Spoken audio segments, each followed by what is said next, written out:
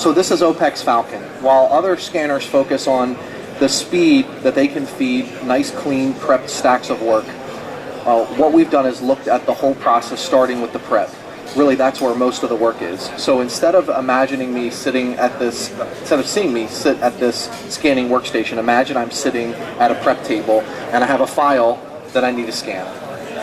So I'd remove my file, and if I was sitting at a prep table, right, I'd open this first file, and I might put a header sheet or something here, and then I would start to prepare documents, and stack up my nice clean stack of paper. And I have to go through every sheet of paper because I don't know where there might be a post-it note covering content that I have to move away from the clear area, or maybe a stapled item or a small item. I typically have to tape this to a full-size sheet of paper.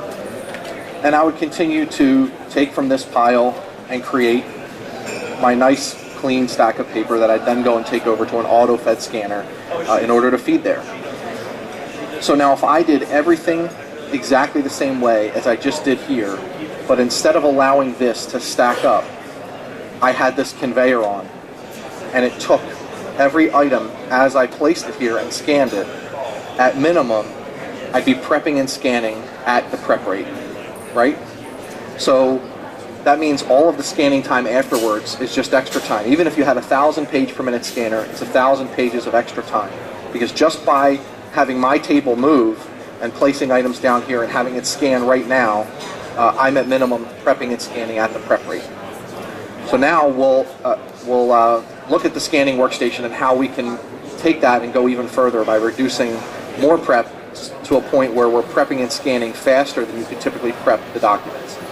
So let's say I have information on the folder I need to capture. Typically you'd have to photocopy this or at least cut it in half in order to run it. And I'm just going to take the contents out, I'll run the folder right through, and then continue to run items right back into that folder and prep while I scan. A small item like this that we talked about having to tape down and having to remove the staple out, I can just drop and continue to scan as I go. A thin item like this, I can just drop and scan. If I have to scan this FedEx or UPS folder here, now this is a double, it has a front and back side, so I'm going to tell the scanner that this is a double feed, and I can actually swipe it in this middle slot here to capture it in color, and we'll talk a little bit about that in a few minutes. Now I spent a long time at a service bureau that were scanning thousands of binders full of information, and they had these little divider tabs in them, and the information on the tab is index data that's very important. So they were actually taking and opening a pair of scissors, pushing this little piece of paper out to tape it to a full-size sheet of paper in order to scan this. And our ability to simply run this right through as it is with the plastic tab was a 5x throughput improvement, that one feature alone. Or maybe there's damaged, wrinkled items. We handle those very well. Or metal tabs in file folders. I can fold those down. I'm going to tell the scanner it's a multi-feed, and I can simply run that right through the scanner. So no cutting or photocopying of any sort like that. So we started by saying that at minimum we could prep and scan at the prep rate. And then we showed how you can take different sized items. We eliminate some taping, some photocopying, and other things that you'd have to do in order to prepare this. Maybe that UPS folder, you might have to cut that down in order to scan that in a typical scanner. And so those are some paper handling and paper size advantages that allow us to prep even faster. And then there are some advantages in the way that we identify document breaks. So you'll notice all of the items here going across, these were all the first document, everything that was in this folder. And as soon as the scanner saw a second folder, we set it up and customized it so that we could use that as a document break, so not having to put in a separator sheet. And it went down to this next line here. Another way that we could identify a document break is we could use a typical separator sheet of some sort, like this, but at least if you do have to use those, we can sort those to a separate bin for reuse to save you on printing cost there. Or I could just take the next item and I can use the swipe sensor and identify a document break, and you'll see that go down to the next line here indicating that it's the start of a new document.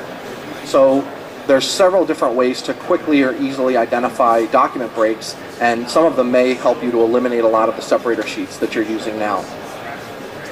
And then there are some image capture and image enhancement advantages. And I'm going to run through this photograph really quick. And what you'll notice is if we go back over some of the things that we scanned, they correspond to these buttons at the bottom. So this is all customizable to pay based on the type of work we have, but based on some of this media that I ran here, I've got some buttons here that correspond to the items that we've scanned. So folder, patch sheet, photo, ticket, black and white, color, transcript, divider tab. There's several different things here, and some of those the scanner can automatically identify and capture differently for those items. So for example, I ran this photograph through and it has this pink background color to it, which I can easily see corresponds to this photo page type button at the bottom here. So what happened is I ran that through, the scanner identified that that was a 4x6 sized item and it had color on it, and so we automatically captured it in color and identified it as a photo.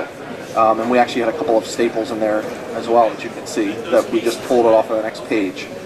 So that happened automatically. Or the patch sheet we have set to just capture the front because I know I don't need the back of a patch sheet. The folder is an interesting one. Whereas I might capture a typical black and white sheet, I'm just capturing a black and white of the front and a black and white of the back. The folder I have customized and set that I want a black and white of the full front, but I want a grayscale of just this label-ish area because I may have to key some of these items as index fields here, and it's much easier to key off of just the smaller snippet image rather than off of the full.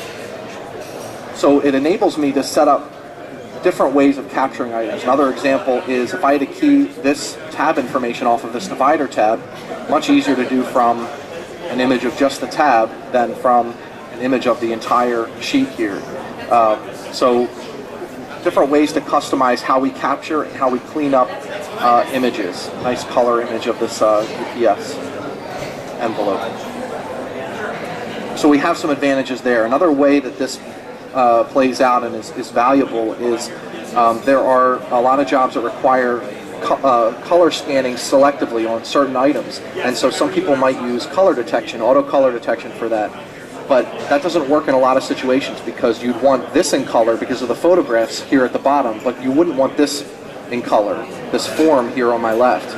And the color form on my left actually has more color pixels in it than the one on the right. So if you turn on color detection, you'll get both of these in color. Well, we have a fast way of quickly switching back and forth between color or non-color items, and not even just captured in color, but having a specific profile associated with this item. So what I can do is I'm just going to drop this first item that I want in black and white. I'm going to swipe the second one through this middle sensor, and then I'm going to run the third page. And you'll see how fast that was, that I was able to switch from black and white to color and back to black and white with just a quick swipe. And these are all customizable settings in here as well, depending on what the action is that you do most. It's similar to pushing the buttons here beforehand, only you don't have to clear your hand. You don't have to put the item down in order to touch the button on the screen. You can simply keep the paper in your hand and swipe and know what the actions are here, how that will cater the way you capture items to the piece that you're running. So this last one that I just scanned, you'll notice that it has some busy background noise in it. Kind of a dark item, and I was at a service bureau that was scanning a lot of transcripts, and it has a very busy background behind it, and if they want to OCR some of this information, it can be difficult because of that noise. So by simply putting it through this top slot here, we've customized that as a background clear out setting, and you'll notice the difference here versus here, where we just dropped out the background, made it much easier to OCR that item. And then finally, I have a receipt here that it's pretty much totally disappeared. You can't really see the content on there, and this happens all the time. Receipts disappear. And I'm going to touch this faint page type to run it on here. If this was in the middle of a stack, though, if this was taped to a full-size sheet in the middle of a stack on an auto-fed scanner, you'd probably miss this, and someone would have to downstream go find and look and pull that item in order to rescan it. Whereas if I can just deal with it here, it takes 100 times longer downstream to fix an item like this. Now this item, I could not see anything on the paper. It's not the prettiest looking image, but I can at least read it's FedEx, Roseville, California, $30.33. And I've put a message at the bottom here that's not on the paper itself, but on the image here. It says poor quality original.